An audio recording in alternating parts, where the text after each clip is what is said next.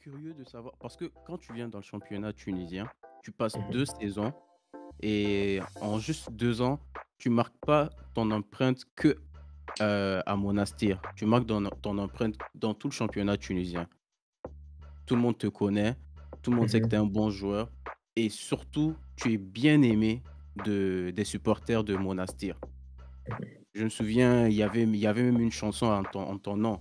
Bon, Quand ouais, j'étais venu regarder un de tes matchs, il y avait les supporters qui criaient ton nom et tout. Tout le monde t'adorait. Et après, ouais, ça raconte des choses pas vraiment vraies dans la presse.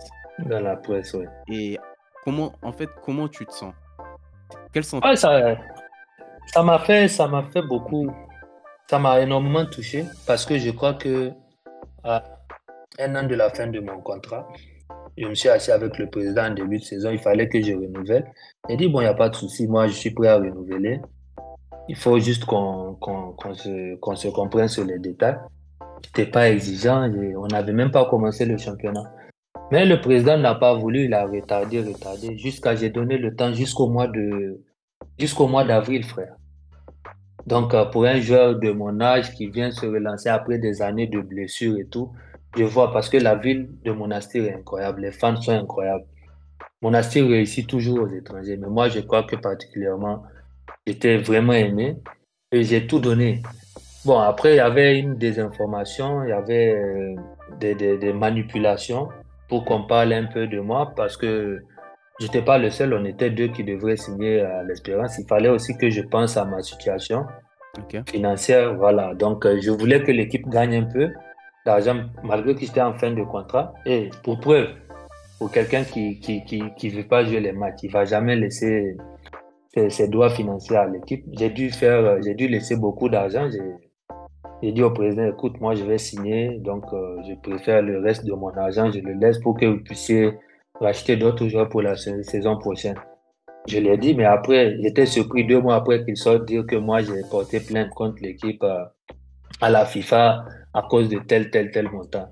Tu Mmh. vois, mais bon, maintenant, je crois que tout est réglé. J'ai dû parler dans les presses, les gens ont vu.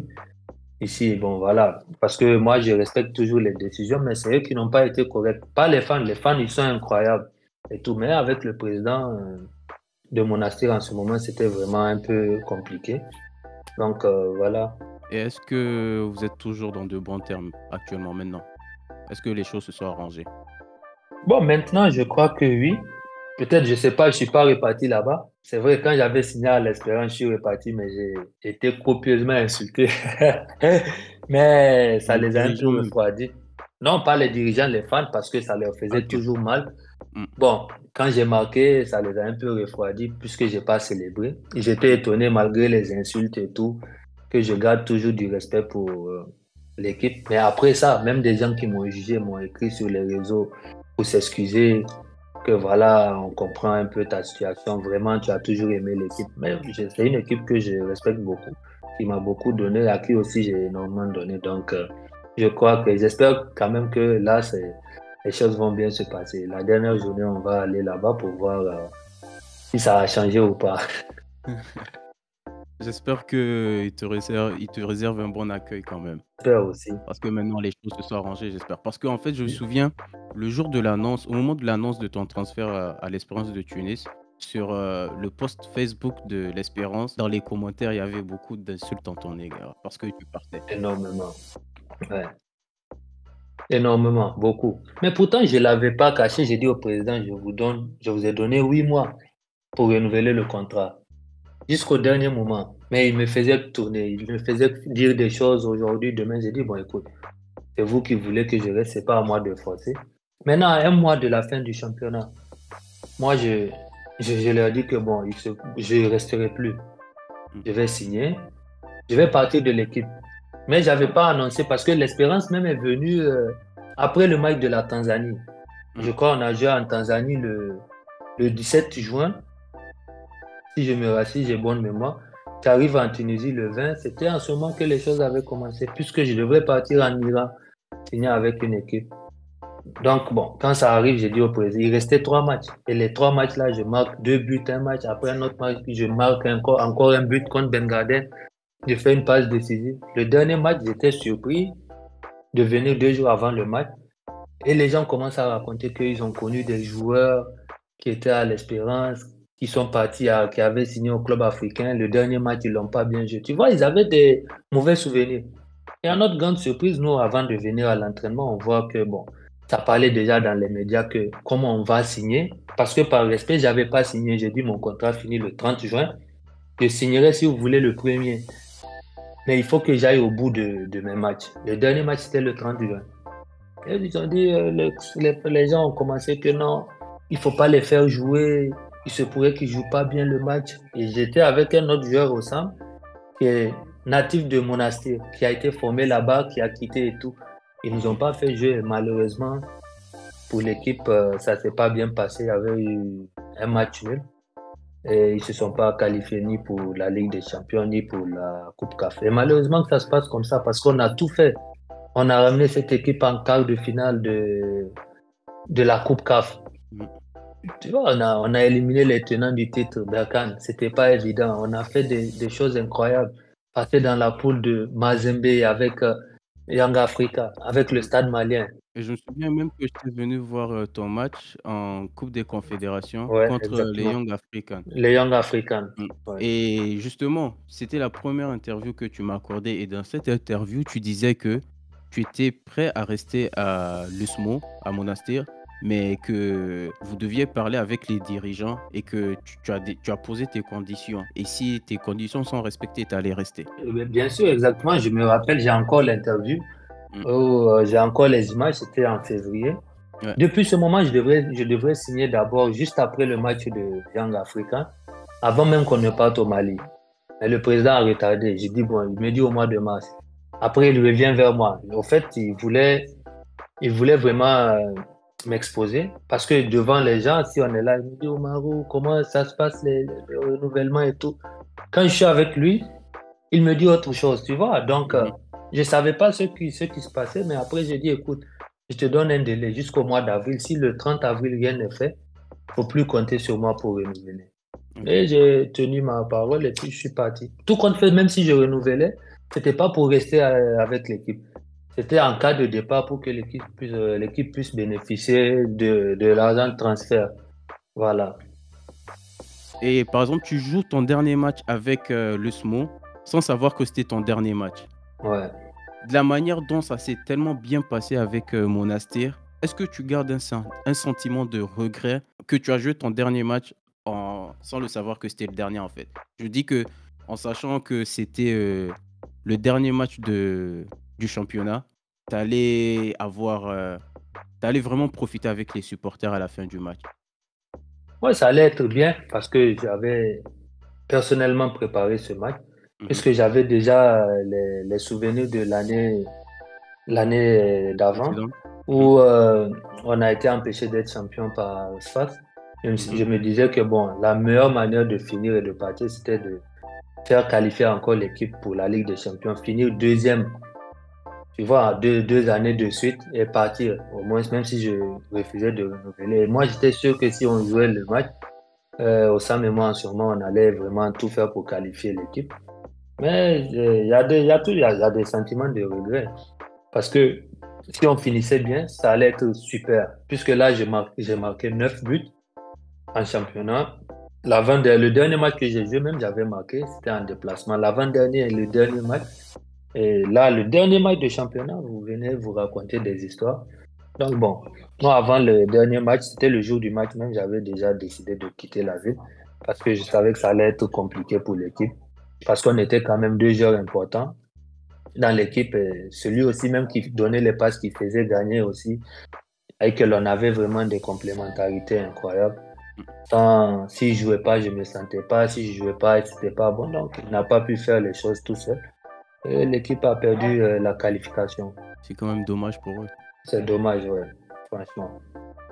C'est dommage pour les fans. Mm. Et donc après, tu signes à l'Espérance de Tunis et comment ça se passe? Déjà, tes premiers matchs, si j'ai bonne mémoire, vous jouez la Coupe arabe contre les grands clubs et notamment contre Al-Ittihad, contre Karim Benzema. Et comment ça se passe déjà les débuts avec l'Espérance de Tunis? Oh, les débuts étaient fantastiques parce que j'arrive déjà à l'Espérance étant connu. C'est vrai que c'est pas les mêmes équipes, Mm. la pression et tout, tu vois, les fans, il y a l'Espérance a un public incroyable. Donc, quand j'arrive, les premiers matchs se passent très bien, les matchs de Coupe arabe. Je joue tous les matchs. Après le début du championnat, je commence à jouer, on joue les préliminaires de la Ligue des Champions. Et malheureusement pour moi, je me blesse parce que j'avais pas eu assez de temps de repos, vu que j'avais enchaîné tous les matchs avec Monastir où j'ai joué presque tous les matchs avant de me blesser. Parce que j'avais carrément pas eu de repos. J'avais joué tous les matchs avec Monastir. Après ça, je signe à l'Espérance. Pendant l'été où les joueurs, on doit avoir normalement 3 semaines ou 4 semaines de repos. Mhm. Je crois que j'avais fait que 3 jours. Tu vois, parce qu'on devrait préparer la Coupe arabe où la date n'était pas bien fixée. J'étais en équipe nationale en mi-juin. C'est en début juillet que je signe avec l'Espérance. Je quitte ici, je crois, le 2. Je Ok. reviens le 6. Tu vois, c'était pas. Et on commence la préparation. On fait même pas une bonne préparation parce qu'une préparation de début de saison, c'est au minimum 4 à 6 semaines. Nous, on Ok. fait que 13 jours ou 14, je crois, jours de préparation et on part à la Coupe arabe. Mm. Mais après, pour ceux qui ont joué tous les matchs, après, ça rattrape, tu vois, c'est. Malheureusement, je me blesse. Je fais presque 3 mois sans jouer. Mhm. Et au moment où je reviens encore en forme, je commence à jouer les derniers matchs, je marque contre Monastir et tout. Et là, j'ai dû partir définitivement de l'équipe. Et par exemple, quand tu reviens de blessure, dans ta tête, tu te Ouais, dis sûrement que c'est bon, je vais retourner, retrouver ma forme et ça va bien se passer avec l'espérance. ouais. Comment ce changement, ça s'est passé en fait? Du moment où tu te dis, je vais reprendre ma saison et au moment de départ en fait. C'était pas prévu. C'était pas prévu, voilà, exactement. En fait, d'abord, on a connu trois, je crois, moi, depuis que les 6 mois que j'ai passé avec l'Espérance, on a eu trois entraîneurs. Ok, L'entraîneur qui m'a fait venir, il y a eu le directeur sportif qui prend l'équipe. Donc, ok. après ma blessure, je reviens parce que tu sais, l'Espérance, c'est un club qui n'a pas énormément de temps. C'est un club qui veut gagner tous les matchs avec la manière et tout, tu vois. C'est ça la différence avec les grands clubs. On ne donne pas assez de temps. Voilà, on ne donne pas assez de temps.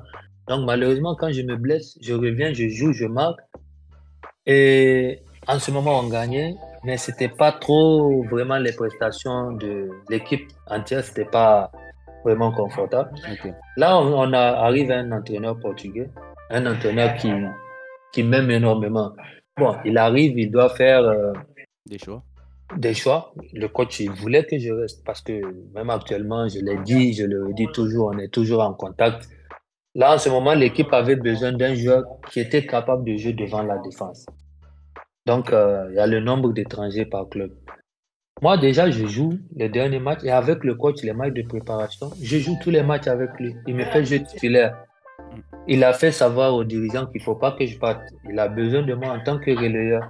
Mais il fallait qu'on trouve un moyen de ramener un récupérateur et un joueur avec qui j'avais joué Roger Aoulou à Monastir mm, pour qu'on puisse former encore le duo.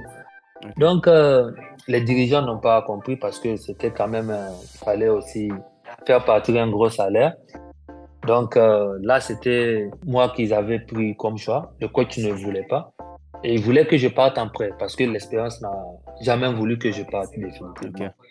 Et moi aussi, en tant que quand même un joueur qui a confirmé dans le championnat, j'ai dit, écoutez, moi, je peux pas aller en prêt et revenir au mois de juin. Je suis quand même international et tout. Mhm. S'il faut faire partir en prêt, il faut choisir peut-être les joueurs offensifs et tout. Mais bon, en ce moment, on marquait pas aussi. Ok. Il fallait faire partir un gros salaire aussi, peut-être. Donc, c'est là, bon. Pour moi, déjà, c'était déjà acté. Parce qu'ils m'ont dit, ils me l'ont dit, je crois, 3 jours ou 4 jours avant la fin du mercato. Après, plus rien. Donc pour moi, c'était fini. Le coach a déjà réglé. Il dit non, je ne pars plus. Il faut faire partir un autre pour ramener un milieu. Donc ils ont pu faire partir un attaquant algérien Mhm. pour faire signer, mais automatiquement ils ont fait signer un autre ailier. Mais ils n'ont pas enregistré le milieu de terrain. Moi, à ma grande surprise, le dernier jour du mercato, le dernier jour pratiquement, le matin, on m'appelle. On me dit, bon, écoute, il faut qu'on parle des conditions de ton départ. J'ai dit, ah bon? C'était les dirigeants, ils ont dit, c'est eux qui ont décidé, le coach vient d'arriver, il ne peut pas prendre de décision. J'ai dit, bon, ok. C'est que si je n'irai pas en prêt, si ça doit se faire, on se met d'accord sur des termes. Et puis, bon, voilà, et puis j'irai. Donc, on a passé toute la journée à négocier. C'est jusqu'à 18h ou 19h que j'ai résolu le contrat et le mercato fermait à minuit. Mm. Et c'est là, juste après, après avoir sorti, parce que tu sais, ici, les médias, ça parle beaucoup et tout. Ouais. Rapidement, le Stade tunisien a contacté mon agent pour que je puisse signer avec l'équipe pour pouvoir retrouver ma forme. Et je crois que j'avais fait le bon choix. Parce que moi, dans ma tête, si je ratais les dernières heures du mercato, je devrais repartir au pays pour me relancer. Et Mhm. là, j'ai eu l'opportunité de rester dans le même pays pour pouvoir encore retrouver la forme. Et je crois que j'ai fait le bon choix. Voilà un peu comment je suis parti de l'Espérance. Bon, et même au début, il ne voulait pas contre cœur, mais avec le coach, il y a énormément de respect. Là, il fait de très, très, très bon travail. Il est parti en finale. Parce que ceux qui ne comprennent pas, souvent les entraîneurs qui arrivent après 2 semaines et 3 semaines, ils ne peuvent plus prendre de décision. Il faut qu'ils prouvent d'abord, tu vois, des grands clubs comme l'Espérance, c'est Ok. pas seulement l'entraîneur qui décide, il y a aussi tout un staff autour, Mhm. le bureau, tu vois, ils doivent prendre des décisions. Donc, c'est à eux de proposer. L'entraîneur dit spécifiquement là où il faut faire, mais lui, quand même, il voulait que je... Et pour preuve, même après le premier match de championnat contre eux, le coach, après le match, était venu me demander mon maillot et tout. Je crois qu'un entraîneur qui ne veut pas d'un joueur ne va jamais faire tout ceci, tu vois. Ouais. Il me le dit toujours qu'il regrette et tout. Mais bon, j'ai rien à prouver à quelqu'un. Je suis parti. Je leur souhaite vraiment bonne chance. Et demain aussi, on joue contre eux. Et j'espère que on va relancer notre saison. Ouais. Si tu marques contre l'Espérance, tu vas célébrer. Bon, c'est des choses qui arrivent instantanément, franchement, frère. Peut-être la manière, bon, tu vois, même à Monastir, je suis parti d'une mauvaise manière. Mm. Mais Mais c'est différent parce qu'à Monastir, tu as passé vraiment 2 ans. 2 ans, voilà. C'est Bon, pour avec moi, tes au victoires. début, Ok. ouais, au début, quand je parle, je vois qu'on m'insulte de la sorte, les gens ne connaissent pas la vérité. Tu vois, en tant qu'être humain, quand tu marques, tu as envie de faire des choses, mais automatiquement, je me suis rappelé de la gentillesse, des choses qui se sont passées. Mhm. Donc, je me suis arrêté. Sur le coup-là, je peux pas vous dire, peut-être demain, si j'arrive à marquer, je vais célébrer ou pas. Tout va se passer instantanément, je crois. Bon, je vais quand même me comporter de la meilleure manière possible. Donc, j'espère d'abord marquer. C'est d'abord mon souhait. Ça va le faire. Ça va le faire. Inch'Allah. Et ce qui est encore dommage dans cette histoire, c'est que une fois de plus, Ouais. sportivement, tu fais ce qu'il faut faire. Et c'est encore l'extra sportif qui vient tout gâcher. Et encore une fois, l'entraîneur, il te veut. C'est dommage. C'est ce que je t'expliquais, Tierno. Le football, c'est devenu un business. Mhm. Tant que tu n'es pas dans le domaine, tu peux pas réellement comprendre, tu vois. Mhm. À chaque mercato, il y a des gens qui vivent de ça. Faire partir un joueur pour ramener quelqu'un parce que, tu vois, pour se partager les pots. Moi, je suis quelqu'un qui mâche pas mes mots. J'ai toujours été correct.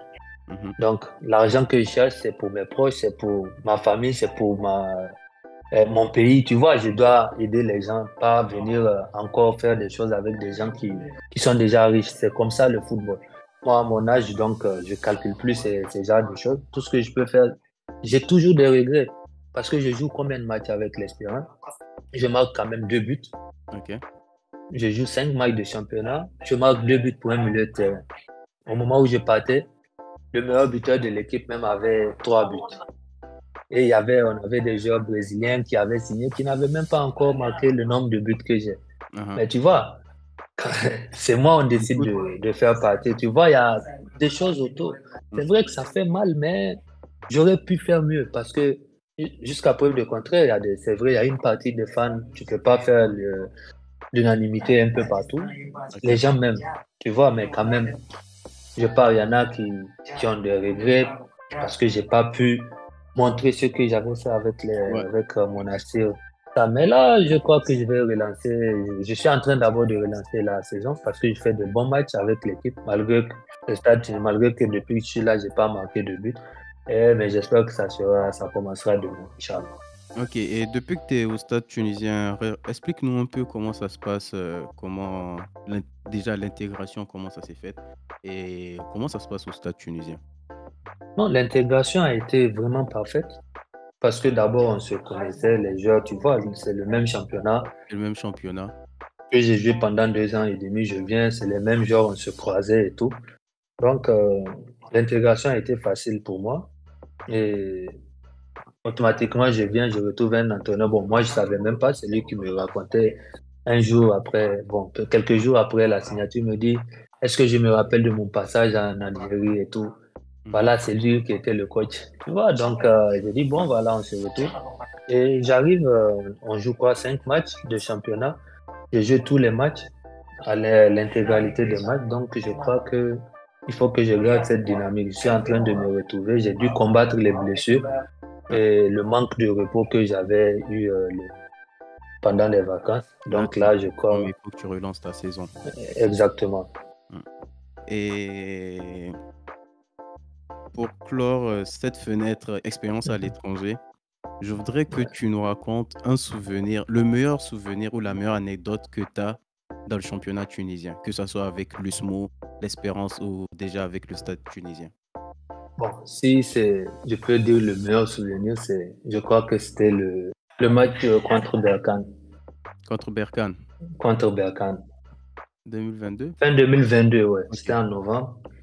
C'était vraiment incroyable parce que tout le monde connaissait Berkane. Pour, en termes de potentialité et tout, en Coupe CAF, éliminer Berkane, oh, éliminer le champion en titre, c'était vraiment incroyable. Là, on a été, pour une équipe inconnue qui n'avait jamais atteint les phases de groupe même de la Coupe CAF ni la Ligue des Champions, Mm. ce qui s'est passé à Berkane, ouais, c'est là que j'avais vraiment compris qu'on avait un groupe soudé. Parce qu'on est parti en battant Berkane à domicile à Monastir 1-0. Tu sais que c'est pas donné battre Berkane en match aller à domicile juste d'un but d'avance. Ils Ok. ont toujours remonté les clubs, hein, c'est Mm. des 3-0, des 4-0. Et partir faire match nul, 0 but partout à Berkane. Franchement, je crois que c'est l'un des meilleurs souvenirs que je garde en Tunisie ici. En Tunisie. Ouais. Et en fait, je voudrais encore préciser que tu as passé 3 ans et demi en Tunisie, mais dans le championnat, tout le monde te connaît. Tu as vraiment marqué ton empreinte dans ce championnat. Ouais. Et quel sentiment tu as quand déjà, à quel moment tu t'es rendu compte que le championnat tunisien, tout le monde t'aime, que en fait, tu es bien en train de faire ton boulot, C'est, mais de tout. Sincèrement, moi, je me dis une chose, si je suis sur le terrain, Mm. d'abord, je représente mon pays. Mhm. J'ai toujours eu ces genres de choses. Je sais pourquoi j'ai toujours les drapeaux à côté de moi. J'ai toujours les petites choses qui me rappellent le pays. Avant le match, les petites musiques du pays et tout. Mhm. C'est pour ça que je me bats énormément. Les gens m'ont aimé à cause du côté cœur que je mets dans le jeu. Bon, je suis pas le joueur le plus talentueux en Tunisie. Tu sais, quand un joueur africain vient ici au nord, en Tunisie, eux déjà, ils ont la qualité, ils ont la technique. Tu Mm. vois, Ouais. pour se différencier des autres, tu peux pas être plus technique que les autres au milieu de terrain qui sont ici. Mais il faut courir plus. Il faut faire des choses qu'ils ne peuvent pas peut-être faire. Se Mm. projeter pour aller marquer. Défendre, tu vois, c'est des choses qui ont poussé à ce que les gens m'aiment énormément. Parce qu'à Monastir, quand tu joues, tu donnes énormément tout. Tous les jours. J'ai toujours tout donné dans les matchs. C'est pourquoi souvent, je suis passé aussi, crois-moi, je suis passé par des moments difficiles avec Monastir, mais ils m'ont jamais lâché, ils m'ont soutenu, tu vois. Donc, Mhm. je crois que je passe les 2 ans et demi que je passe, bientôt 3 ans ici en Tunisie. Voilà pourquoi j'ai quand même forcé le respect. Parce que, quoi, il y a des très grands joueurs, c'est pas qu'il y avait, même actuellement, il y a des très, très bons joueurs. Mais il fallait le faire, hein, parce que je crois que les 2 dernières années, j'étais parmi les 2 meilleurs, disons, parmi les meilleurs joueurs étrangers du championnat. Ouais. Et maintenant, je voudrais qu'on parle un peu de l'équipe nationale. Ouais. Déjà, je voudrais qu'on parle de l'équipe Chan Mhm. et aussi mon premier Chan en 2016. Ouais. Comment ça se passe la préparation déjà? La préparation était bien parce que premier chance, je me rappelle, moi, je reviens du Gabon.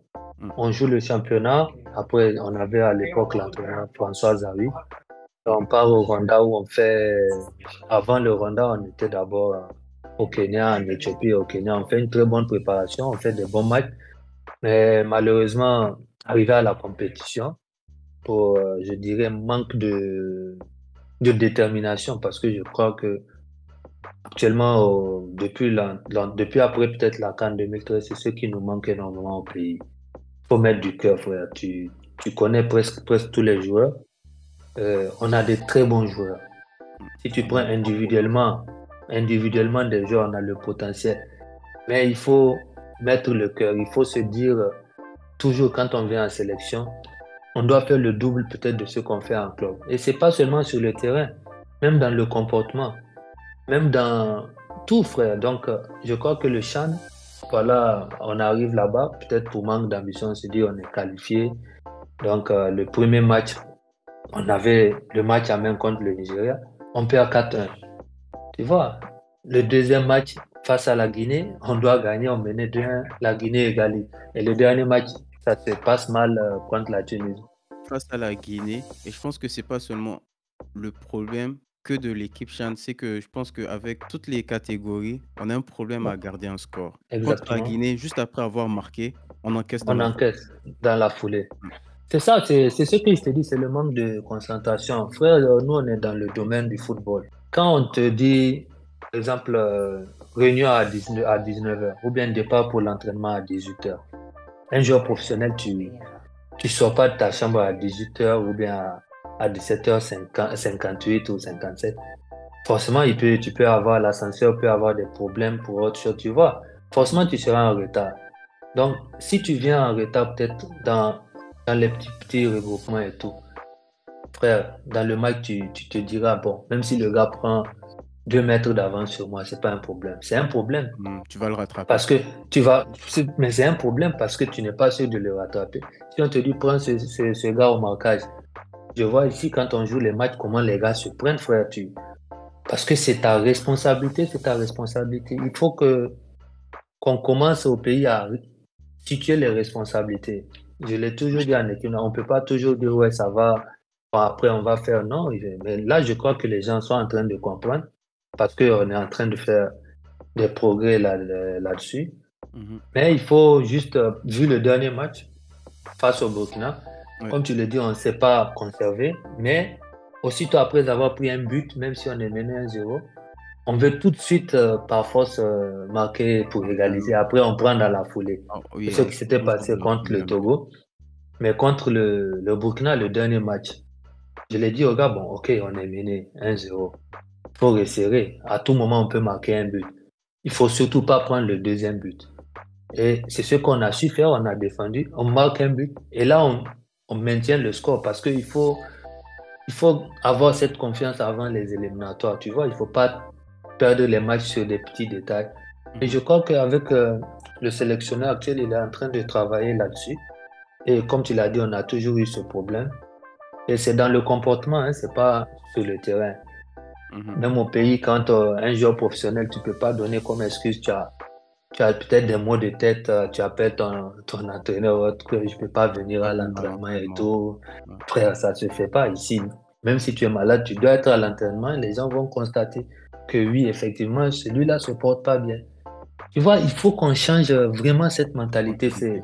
C'est un état d'esprit. Pour Et être c'est ça qui performant fait sur en le sorte terrain, il que, faut déjà être, faut déjà être carré dans la vraie vie.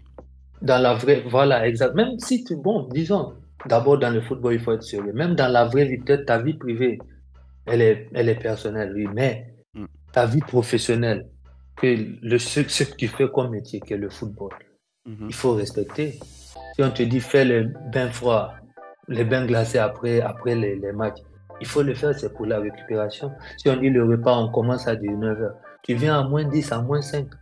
Tu vois, il faut pas chercher d'excuses. Oh, peut-être l'ascenseur, oh bon, ah, notre carte fonctionnait pas. Il n'y a pas d'excuses.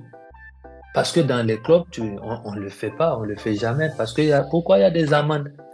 Mhm. Donc, moi, c'est pour ça que je mène toujours ce combat. Là, on a des joueurs professionnels qui jouent un peu partout. Ouais. Depuis un temps, ça a changé, mais on avait eu ce vide-là pendant un moment en équipe nationale et c'est ça qui a conduit peut-être au mauvais résultat. Ouais. Donc, pour le CHAN 2016, vous étiez qualifié, Mhm. mais en vrai, vous n'étiez pas prêt.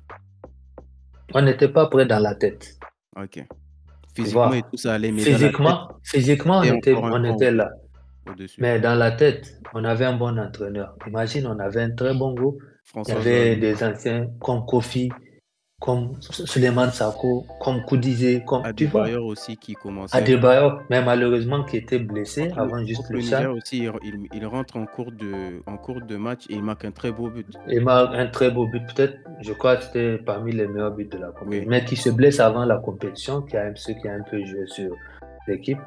Donc, frère, il faut, quand tu pars à une compétition, c'est pas seulement techniquement ou physiquement qu'il faut être prêt. Regarde comment la Côte d'Ivoire remporte cette CAN. ah oui, C'était dans la tête, frère. c'était dans la tête. Voilà, après l'humiliation, qu'est-ce qu'il pouvait encore voir de plus? Il fallait relever la tête et faire plaisir à Au tout le pays, peuple hein. ivoirien. Au Et ils peuple l'ont fait. ivoirien, exactement. Ils l'ont fait, exactement. Mm. Et après, il y a les éliminatoires pour le CHAN suivant, pour le Ouais. CHAN 2018. Il y a la Mhm. double confrontation contre la Côte d'Ivoire. Ouais. Ça, c'est un match dont je me dis, tu n'as peut-être pas envie d'en parler. Et c'est peut-être que le mot traumatisme est gros, mais ça a quand même fait mal aux Nigériens, surtout le match retour. Parce qu'à l'aller, on gagne au stade général Sène Kounché. Et au match retour, ça se joue sur vraiment rien à 2 Bien, ouais. minutes ou 1 minute de la fin. À 30 ou 15 secondes, je crois. D'abord, on gagne le match. Moi, je me rappelle, parce que même j'étais parti au Maroc pour OK? signer. J'étais parti pour signer avec Berkane. Mm. Ça se passe pas bien, je signe avec le Mouloudia. Bon, je devrais signer avec le Mouloudia. Mais j'ai pas signé. Et il devait avoir le match de Chan. L'équipe m'avait proposé de signer le contrat. Mais j'ai dit, moi, j'ai promis à mon coach et au président et tout que j'allais revenir pour le Chan. Je reviens 3 semaines après pour jouer le Chan, les éliminatoires du Chan. Mm. À Niamey, d'abord, on avait la possibilité de mettre 3 ou 4 buts. Mhm. On ne le fait pas, on encaisse un but bizarre. Après, on gagne 2-1. Mais le com, c'est qu'on arrive là-bas, frère. On n'avait même pas ce match, on n'a même pas essayé de marquer même un but. Je pense pas si on a pu avoir même une occasion ou deux, parce qu'on avait dans la tête conserver le score. Et malheureusement, à la dernière seconde, Mm. je crois qu'il y a un match qui m'a énormément fait mal, je crois que ce match en fait partie. Parce que Ah, le joueur qui a ouais. marqué contre nous, j'ai joué avec lui encore à San Pedro. Je joue au milieu de terrain avec lui. Bon, facile là. Ouais. Chaque fois, je lui rappelais, il dit, mais mes frères, je t'ai toujours détesté pour ça. Et pourtant, tu es un bon joueur, tu es un bon gars et tout, tu vois. Au moins, ils ont mérité cette qualification. Vraiment, c'était un match bizarre. Et je me souviens que sur l'action où on encaisse le but, à Mhm. 20 ou 15 secondes de la fin, c'était un corner. Mhm. Et Daouda Kassali, qui était le gardien en ce Mal moment, repoussé. Ouais. avec une grande carrière, je le respecte énormément. Mais je me dis qu'en fait, il fait une sortie, il aurait pu garder Exactement, la ouais. balle entre les mains, mais Mhm. malheureusement, il essaie de la boxer et il rate. Ça peut. Et c'est sur ce raté en fait qu'on encaisse. J'ai ce but, frère, en mémoire. C'était sur un corner, Mhm. tiré de côté, comment dirais-je, Du côté bon, gauche, disons côté pont, ouais, côté gauche. par le frère de Gervinho. Oui, c'était au Champrou. Mm. C'était la dernière action. Si Daouda prenait le ballon, l'arbitre allait siffler parce que il avait tout fait. L'arbitre avait donné, je crois, 9 ou 8 8 minutes minutes de temps d'arrêt de jeu additionnel. et on en fait 14. Mm. Donc, il n'en pouvait plus parce qu'on avait vraiment verrouillé. Et sur un mauvais renvoi, je crois, quand il essaye de boxer le ballon, ça part au deuxième poteau, quelqu'un ramène au point de Latte. pénalty et Banfa prend le ballon. Non, il ramène et je crois que c'est David Lemné qui rate un peu son dégagement et Banfa il rentre dedans. Et là, bizarrement, ça rentre. Je dis bon, ça c'était pas. C'était incroyable.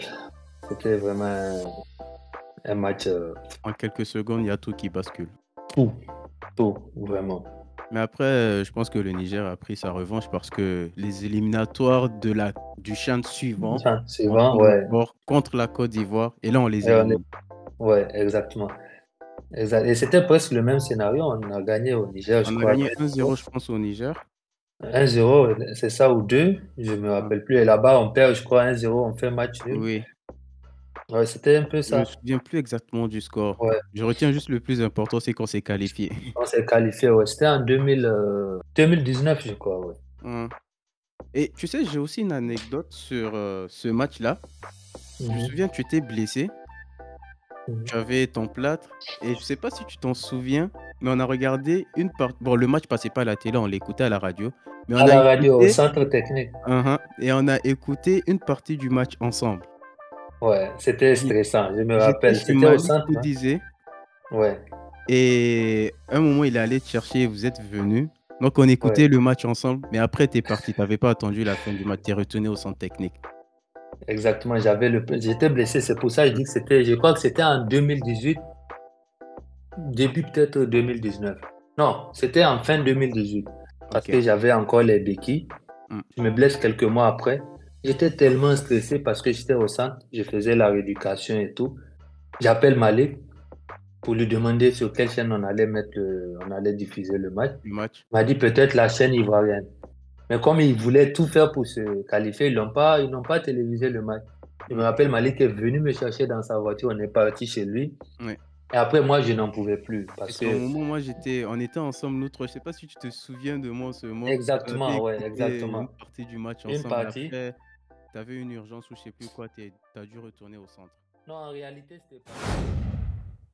C'est déjà la fin de ce chapitre, mais ne vous inquiétez pas, le prochain sortira bientôt. N'oubliez surtout pas d'activer la cloche de notification pour être informé dès la sortie du prochain chapitre.